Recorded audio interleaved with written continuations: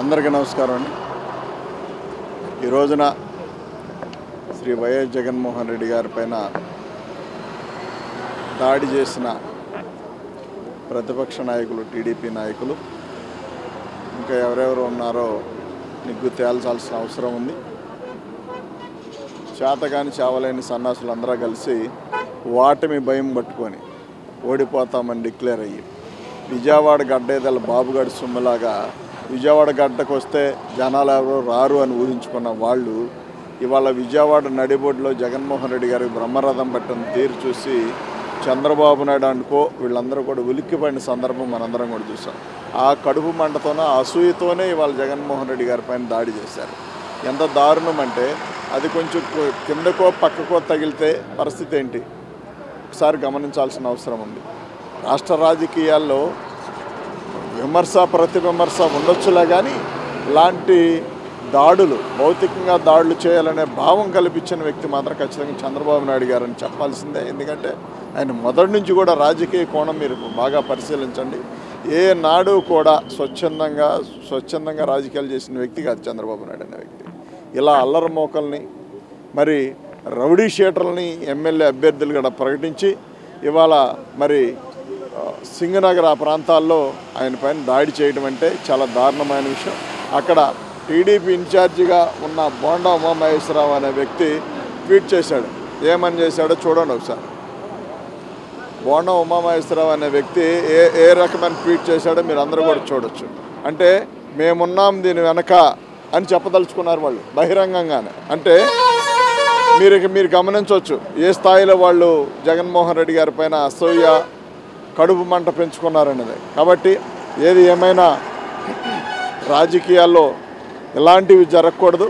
జరిగినాయంటే ఖచ్చితంగా అది చంద్రబాబు నాయుడు కనుసన్నల్లోనే జరిగినాయి. కాబట్టి ఏది ఏమైనా ఒకటి మాత్రం గుర్తుపెట్టుకోండి, మొదటిసారి గెలిచాం, ప్రజలు మా అవకాశం ఇచ్చారు అని చెప్పి ఎంతసేపటికి మేము ప్రజల వైపు, ప్రజలకు మేలు చేయాలనే భావం కలిగి ఉన్నాం. కాబట్టి ఇన్నాళ్ళు మరి ఇలా ఉన్నాం.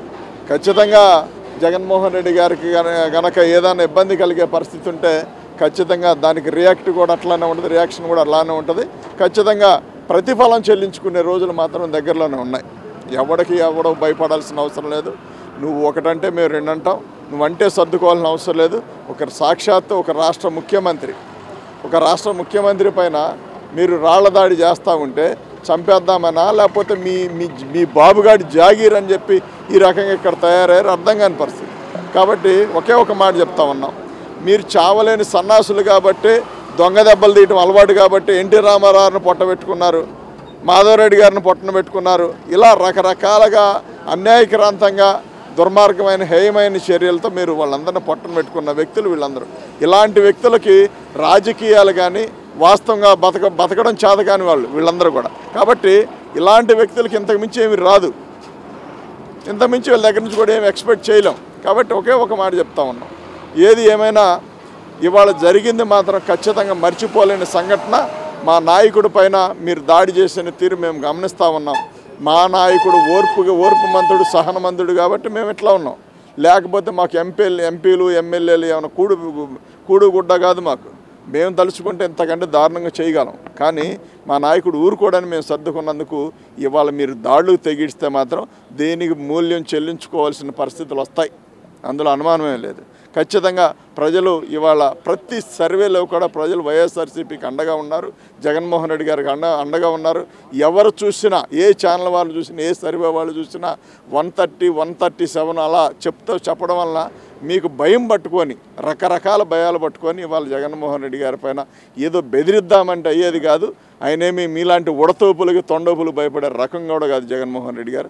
ఒకసారి చూశారు కదా, రాజశేఖర రెడ్డి గారి కుమారుడు రాజశేఖర రెడ్డి గారి లాగా ఉంటారనుకుంటున్నారా? ఒకవేళ రాజశేఖర రెడ్డి గారు సౌమ్యంగా సమాధానం చెప్పాడు. కానీ జగన్మోహన్ రెడ్డి గారు 2024లో గెలిచిన తర్వాత ప్రజలకి మేలు చేసే భాగంగా ఖచ్చితంగా రాజకీయంగా మీకు ఇక పునాదులు లేకుండా పోతాయి ఆయన పాలనలో చూస్తూ ఉండండి. కానీ మీరు గనక మరొకసారి ఇలాంటి దుశ్చర్యలకు పాల్పడితే ప్రతిఫలం తప్పకుండా ఉంటుంది, మూల్యం చెల్లించుకోవాలని పరిస్థితులు ఉంటాయి. వాడు ఎంతటి వాడైనా వెతికి పట్టుకోవాలి, పోలీస్ శాఖ వారు పట్టుకొని వాడిని అరెస్ట్ చేసి నిజ నిర్ధారణ చేయాల్సిన అవసరం ఉంది.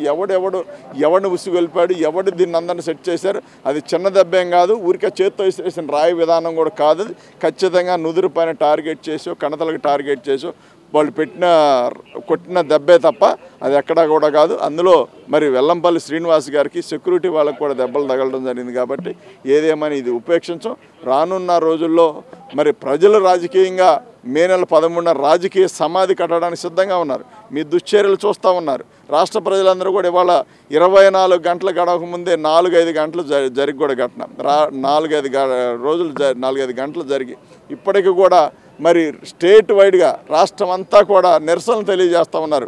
కులాలకి, మతాలకి, పార్టీలకు అత్యంతంగా కూడా ఇవాళ చూడండి మీరు అందరూ కూడా. కాబట్టి మీరు ఏదైతే మేము బలాజ్యులం, వీరులం, సూర్యులం అనుకుని దొంగ దెబ్బ కొట్టడానికి అలవాటు పడ్డారో, రేపు 2024 మే 13న మీకు రాజకీయంగా ప్రజలు సమాధి కడతారు. శాశ్వతంగా ఇలాంటి వ్యక్తులు ఎవడైనా సరే బయటకు వస్తే మేము కొట్టాం, మేము మగాళ్ళం, వీరులం, సూర్యులం అని చెప్పి మగాడు ఎవడైనా ఉంటే బయటకు వచ్చి చెప్పాలా మేమే చేసామని చెప్పి. ఆడంగుల వెధవుల్లాగా సన్నాసుల్లాగా మీరు దొంగ దెబ్బలు తీయడం కాదు, ఎదురుగా వచ్చి మేమే చేసామని ఎవడైనా అమ్మ అబ్బకు పుట్టినోడు ఎవడైనా ఉంటే వచ్చి చెప్పాలా. మేము చేస్తే ఖచ్చితంగా చెప్తాం. ఏం మొహమాటం ఏం లేదు. ఏమి ఇవాళ చస్తే రేపు 2, ఇవాళ చచ్చామనుకుంటే రేపు 2 అవుతుంది. అంతే తప్ప సెలేసుకొని 1000 సంవత్సరాలు బతుకుతాం ఏంటి? మా నాయకుడికి ఇబ్బంది కలిగిన రోజు మాత్రం ఖచ్చితంగా పరిణామాలు ఉంటాయండి.